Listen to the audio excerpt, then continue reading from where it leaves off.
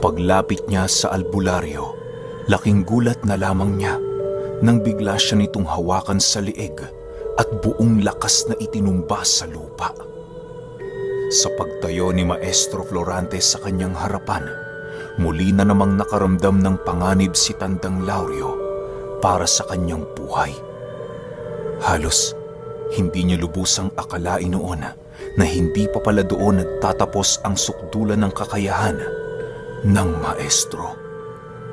Pagsipat niya sa pagmumukha nito, doon bumungad sa kanya ang mga mata ng albularyo na tila ba hindi nakakaramdam ng pagod. Masyado mo naman akong minamaliit, Lauryo. Hindi mo ba alam? Wala pang demonyo nakapagparamdam sa akin ng takot sa aking katawan. Nakita mo lang akong yumuko eh. Akala mo ikaw na ang nagwagi. Masyado mo naman akong pinatatawa.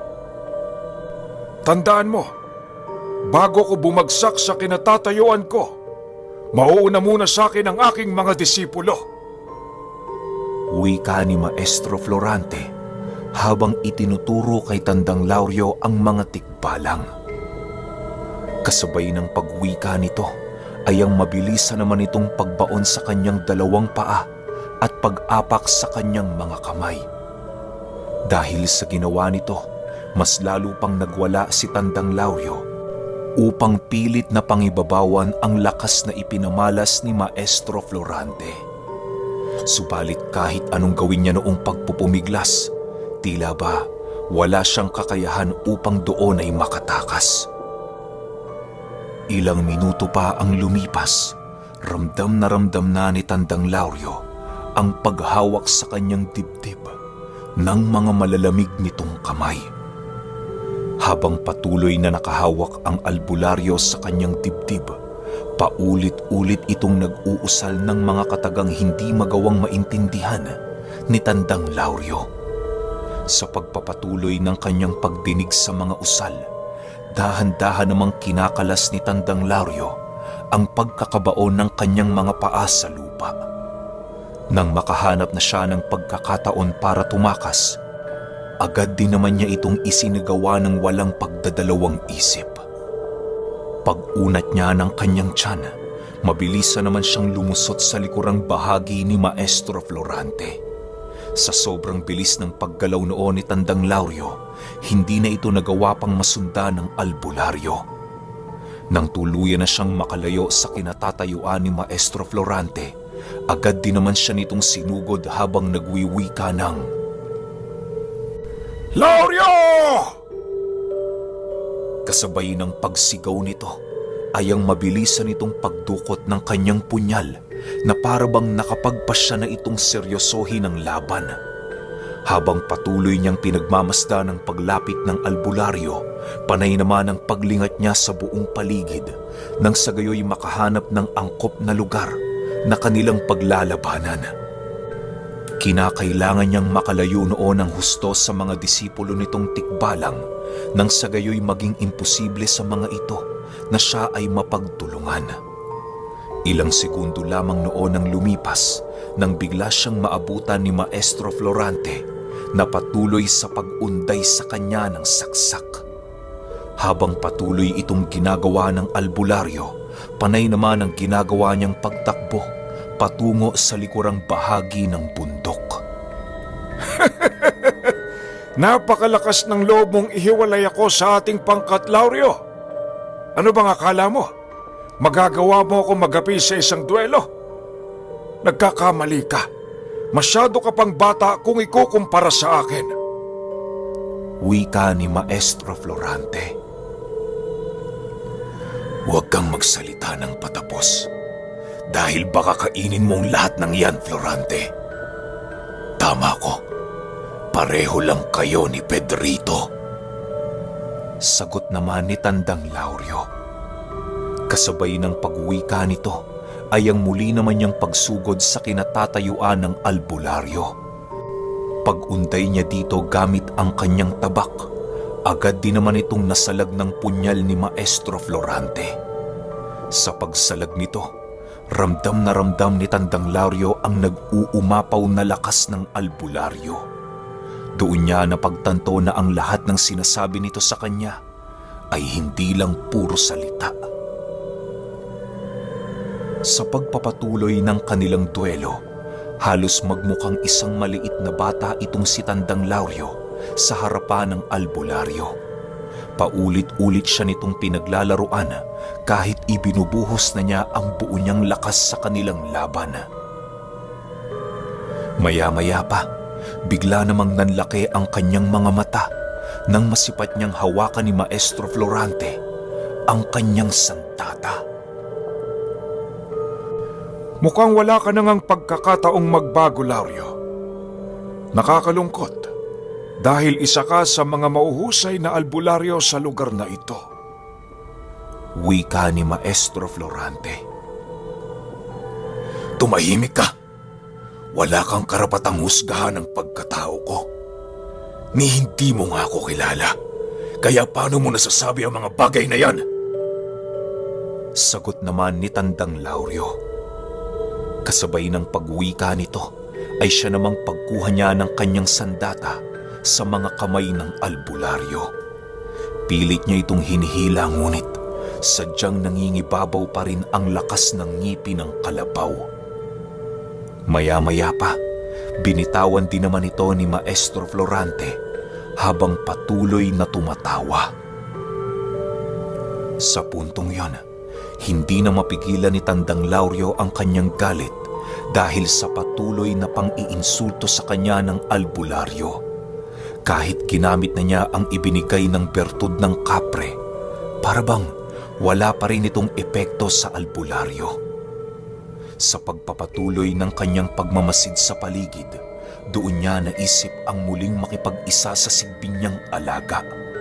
Madali niyang natawag ang nilalang na yon sa kadahilan ng hindi ito gaanong lumalayo sa kanilang pinaglalabanan. At ano naman ang balak mong gawin sa sigbing yan, Lauryo? Huwag mong sabihin meron ka pang alas na nakatago. Wika ni Maestro Florante. Nang marinig ni Tandang Lauryo ang sinabi nito, agad din naman siyang ngumisi habang nag-uusal ng kanyang mga engkantasyon. Pinili naman noon ni Maestro Florante na hayaan siya sa kanyang ginagawa sa kadahilanang nagnanais din itong malaman ang buo niyang sikreto. Ilang minuto pa ang lumipas, bakas na bakas sa pagmumukha ng maestro ang labis na pagkagulat at pagkamangha sa bagong anyo ni Tandang Lauryo.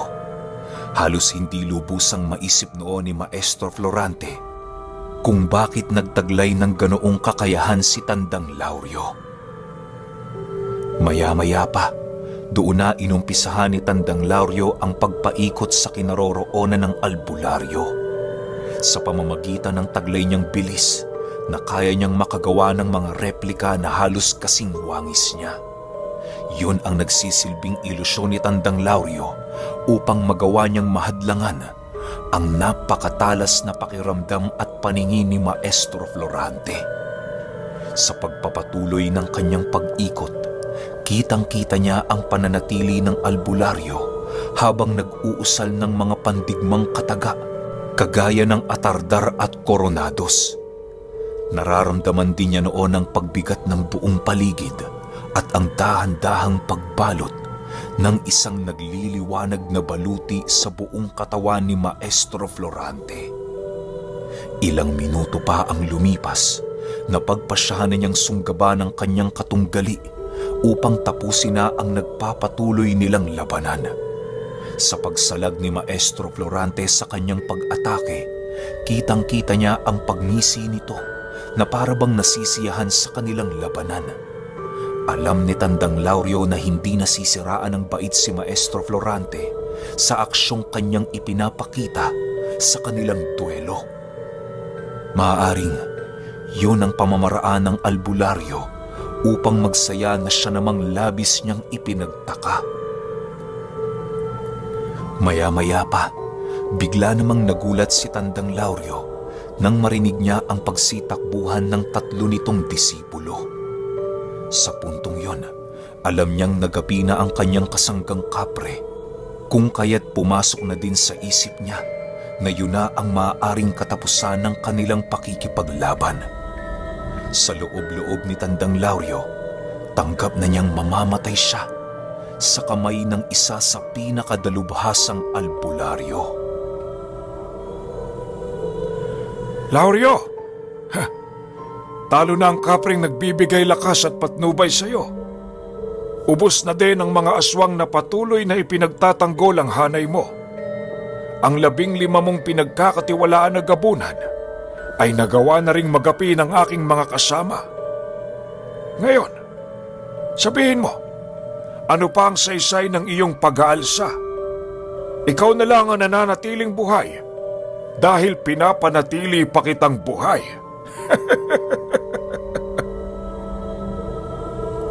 Wika ni Maestro Florante. Nang marinig ni Tandang Lauryo ang sinabi nito, pinili niyang ipagpatuloy ang kanyang pakikipaglaban kahit nakikita niyang wala na siyang pag-asa. Mas pipiliin niya pang mamatay sa lugar na yon ng lumalaban at nakataas ang noo. Sa pagpapatuloy ng kanyang pagramdam sa buong paligid, halos hindi niya mapigilang malungkot dahil sa dahan-dahang pagkawala ng mga buhay ng iilan niyang kasama. Nararamdaman niya ang iba sa mga ito na naghihingalo na at dahan-dahan na ngang nagkakamatayan. Ilang minuto pa ang lumipas, bigla namang nanumbalik ang wisyo ni Tandang Lauryo nang masipat niya ang paglapit ni Maestro Florante. Sa puntong yun, dahan-dahan na ding nagbago ng kaanyuan si Tandang Lauryo sa kadahilan ng magiging mahirap sa kanyang makipaglaban kung napapaligiran siya ng mga nilalang na merong bahid ng kabutihan. Maestro Florante, ginagalang ko kayo. Ngunit hindi ko maaaring isuko sa inyo ang aking buhay. Naghamon ng duelo si Maestro Pedrito, kung kaya't wala akong magagawa kung hindi ang pagbigyan ng kanyang kagustuhan. Nasa batas ng kalikasan na ang sino mang manalo sa duelong patas sa karunungan, hindi dapat magkasala sa pagkamatay ng kanyang kalaban. Ngayon sabihin ninyo, paano ko naging kasalanan ng pagkamatay ni Maestro Pedrito? Kung papatayin niyo din ako ngayon, para na din kayong lumabag sa batas ng Panginoon. Pagpapaliwanag ni Tandang Lauryo. Wala na kasi siyang maisip na paraan noon kung hindi ang makipagnegosasyon upang maisalba ang kanyang sariling buhay. Nang marinig naman ng iilang albularyo ang kanyang naging paliwanag, tila ba nagkaroon ito ng mga mahihinang pag-uusap. Kung tutuusin, may punto din naman kasi ang sinabi sa kanila ni Tandang Lauryo. Maging ang mga disipulo noon ni Maestro Florante ay napapaisip na rin dahil sa kanyang mga sinabi. Maestro Florante, kung papatayin mo ko bilang paghihigante sa iyong kaibigan, hindi na ho naaayon sa Diyos ang inyong kagustuhan. Mag-isip ho kayo bago kayo mahulog sa kadiliman kagaya ko. Dagdag pa ni Tandang Lauryo. Matapos nitong makapag-wika, agad din naman niyang binitawan ang kanyang tabak upang magsilbing hudyat sa pagtatapos ng kanilang pag-aalsa. Nang masipat ito ng mga albularyo, dahan-dahan na ding ibinaba ng mga ito ang kanilang mga sandata. Animoy, naghihintay na lamang sila noon ng mga kautosang maaaring ipagawa sa kanila ng maestro. Sa pagpapatuloy ng pagsasalita ni Tandang Lauryo, doon na nga sumagot si Maestro Florante ng, Napakatuso mo talaga, Lauryo. Piruin mo, sa harap na ng pagkatalo mo'y nagawa mo pang makalusot. Bueno, hindi ko tinututulan ang iyong mga sinabi. Subalit, kinakailangan mong magbigay ng isang alay para sa mga nasawi. Patayin mo ang kapreng nagbigay sa iyo ng karunungan at magiging patas na tayo. Buhay ang kinuha mo, kaya buhay rin ang babawiin ko. Nang marinig ito ng kanyang mga disipulo, agad din naman itong hinila papalapit kay Tandang Lauryo ang walang malay na katawan ng kapre. Maigi niya itong tinitigan habang patuloy na nagsasalita si Maestro Florante.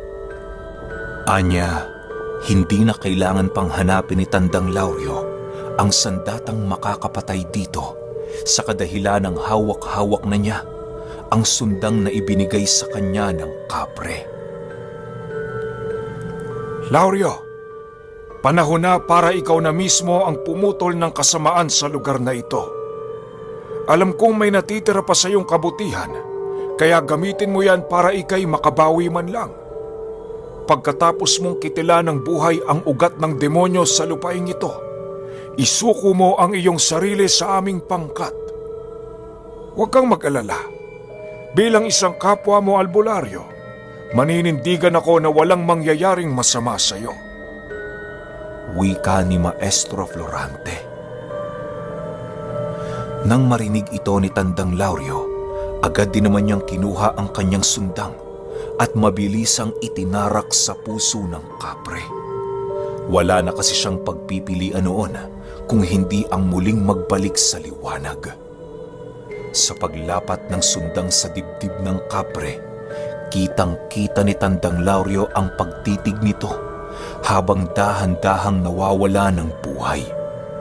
Sa paghawak nito sa kanyang dibdib, bigla niyang narinig ang huling binitawang salita ng nilalang.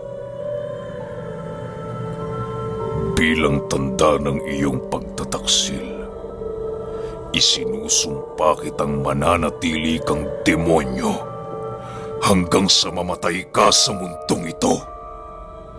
Kahit anong gawin mo, Lauryo, wala nang makakasalba sa iyo. Gigil na wika ng kapre. Kasabay ng pagwika nito ay ang dahan-dahan naman itong paglaho sa kanyang isipan. Pagsilay ni Tandang Lauryo sa katawan ng nilalang, napansin niyang dahan-dahan na itong pinagpipiestahan ng mga uod.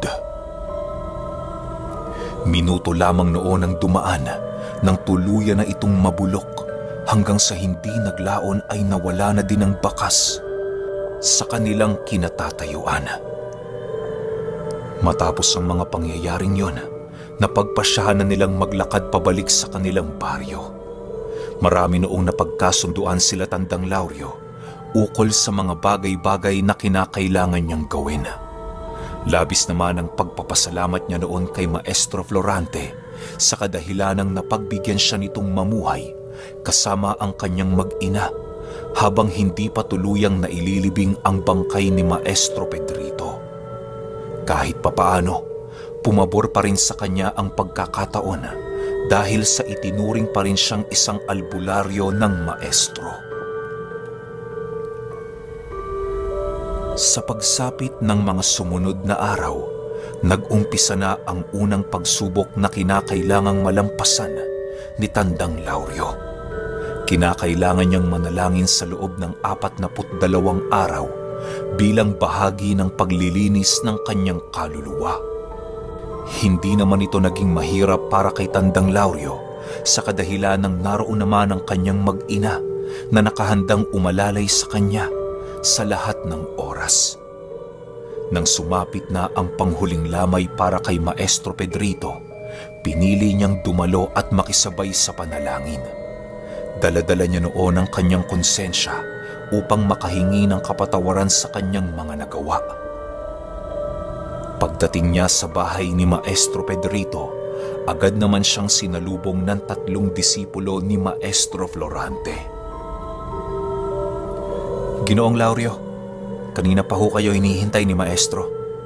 Tumuloy na ho kayo at nang makapag-umpisa na ang pagrorosaryo.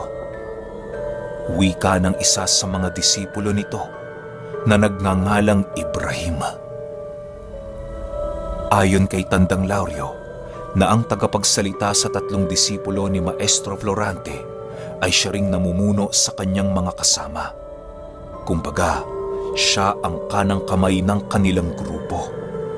Dagdag pa ni Tandang Lauryo, hindi rin maipagkakaila ang kakayahang taglay ni Ibrahim pagdating sa pakikipaglaban. Nang tuluyan na siyang makarating sa kinaroroonan ni Maestro Florante, agad din naman siya nitong pinaupo upang makapag-umpisa na ang kanilang pagdadasal. Ginagawa nila yon sa tuwing sumasapit ang hapon nang sa gayoy magawa nilang magabayan ang naglalakbay na kaluluwa ni Maestro Pedrito. Nang matapos na ang pagdarasal, agad din namang tumungo sila sa bakuran upang makapag-usap. Marami pa kasi noong ihahabilin si Maestro Florante ukol sa mga bagay-bagay na kinakailangang gawin ni Tandang Lauryo. Maestro Florante, papaano nagagawa nila Ibrahim ang maging isang tikbalang? Nagtatakang tanong ni Tandang Lauryo. Nang marinig naman ito ng maestro, tumingin lang ito sa kanya habang patuloy nang umingiti. Alam mo, Lauryo, ang ginintoang buhok ng tikbalang ay merong kapasidad na gawing isang tikbalang mismo ang nilalang na nangangalaga sa kanya. Ngunit, ang ganoong kakayahan, kinakailangan ng matinding pagsasanay. Yang sila Ibrahim, isang buwan niyang nagpalaboy-laboy sa kuweba para makita lamang ang kanilang sarili at ang kanilang misyon kung bakit sila nabuhay sa mundong ito. Napakaraming tao ang nabubulag, Lauryo. Namamatay sila na hindi nakikilala ang kanilang sarili. Ang masaklap pa, nakakalimutan nila ang totoong sila dahil sa labis na pagpapanggap. Wika ni Maestro Florante. Dagdag pa nito na noong mga panahong nagawa ng malaman nila Ibrahim ang kanilang misyon sa mundong ito, doon na tuluyang umunlad ang kanilang mga gamit. Mas triple ang lakas ng gininto ang buhok ng tikbalang na tangan-tangan nila ngayon. Sa paggamit nila Ibrahim sa kanilang mga mutya, nagagawa nilang mapantayan ang lakas ng ngipin ng kalabaw at ang bilis ng pangil ng kidlat. Nagkakaroon din sila ng napakakunat na mga balat na kahit ang ilang libong bala ng barel ay hindi sila magagawang tablan. Nang marinig ni Tandang Lauryo ang naging paliwanag ni Maestro Florante, doon na niya tuluyang naunawaan ang kakayahan ng mga disipulo nito. Mas lalong tumaas pa ang tingin ni Tandang Lauryo sa grupo ni Ibrahim dahil sa kanyang mga nalaman sa maestro nito. Ilang minuto pa ang lumipas, sumapit na nga ang gabi. Kung kaya't napagpasyahan nilang bumalik na sa loob ng bahay ni Maestro Pedrito. Nang matapos na silang magsalo-salo, agad din namang nagpaalam si Tandang Lauryo na babalik na sa kanilang tahanan. Hindi naman noon tumutol sila Maestro Florante, gawa ng alam din nila ang responsibilidad nito sa kanilang pamilya. Ginoong Lauryo, sasama na ho namin kayo. Wika ni Ibrahim. Wag na. Kaya ko na to. At saka isa pa, alam mo namang aswang ako, di ba? Pabirong sagot naman ni Tandang Lauryo. Sigurado ho kayo, Ginoong Lauryo? May mga nararamdaman ho kasi kaming mga nilalang na nag-aabang sa inyo sa labas. Pagtatapat ni Ibrahim. Hayaan mo lang sila. Wala naman akong magagawa kung magkaroon sila ng galit sa akin. Sagot naman ni Tandang Lauryo. Kasabay ng pagwika nito ay ang pagsang-ayon naman ni Tandang Lauryo sa nais mangyari ng mga disipulo. Naisip niya kasi noon na mas mainam na samahan siya ng mga ito upang kahit papaano'y mapatunayan nila ang kanyang pagiging tapat sa kanilang maestro. Ilang minuto pa ang lumipas, nag-umpisa na nga silang bagtasin ng daan patungo sa tahanan ni Tandang Lauryo. Wala noong naganap na pag-uusap Sa kadahilan ng ramdam na ramdam nila ang mga nilalang na dahan-dahang naglalakad sa buong paligid. May mga nakikita din sila noong nagmamasid na parabang naghihintay lamang yon ng pagkakataon upang umatake. Sa pagdating nila sa isang talahiban, doon na nga nila naramdaman ang mga bagat nitong itinanim sa buong paligid. Nang maramdaman nila ang paglapit ng mga nilalang, dahan-dahan naman silang nagsikumpulan sa daan. Ginoong Lauryo, huwag ho kayong mag-alala. Kami na ang bahala rito. Kalmadong wika ni Ibrahim. Kasabay ng pagwika nito ay ang pagsunggab naman ng iilang tiktik na nasa paligid. Dahil sa liksing taglay noon ng mga disipulo ni Maestro Florante, kung kaya't nagawa nitong sabayan ang mga sorpresang pag-atake na ginawa ng kanilang mga kalaban. Pagbagsak ng tiktik na tinamaan ng sapak ni Ibrahim ay halos hindi na ito makatayo ng tuwid dahil sa pinsalang kanyang natamo.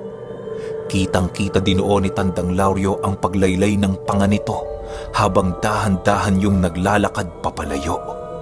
Matapos ang mga pangyayaring yon, agad naman sila nitong pinaikutan habang patuloy na nag-aangil.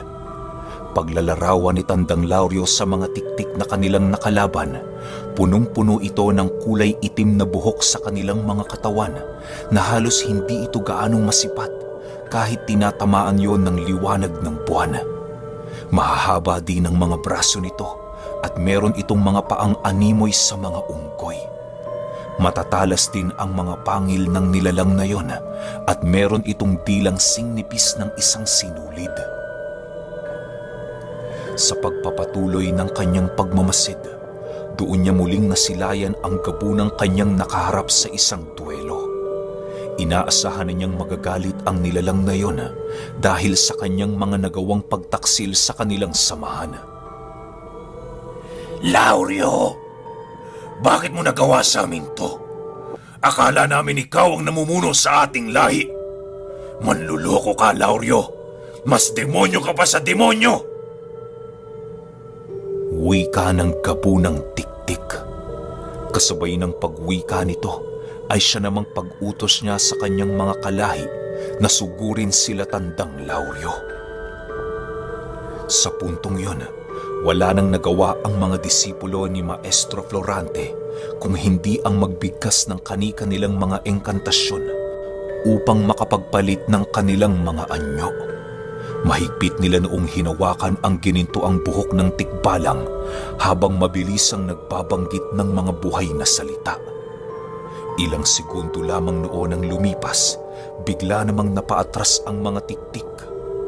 Nang masipat nila ang dahan-dahang pagpapalit anyo ng mga ito, kisap mata lang noon ang pagitan nang bumungad sa kanila ang 3 tikbalang na merong nagsisiumpukang mga kalamnan. Doon din nila nasipat ang mga espiritual nitong armas na kayang pumunit ng kaluluwa ng kahit na anong nilalang. Pagtayo ni Ibrahim sa kanilang harapan, bigla naman itong nagwika ng, Nagkakamali kayo ng mga taong kinakalaban!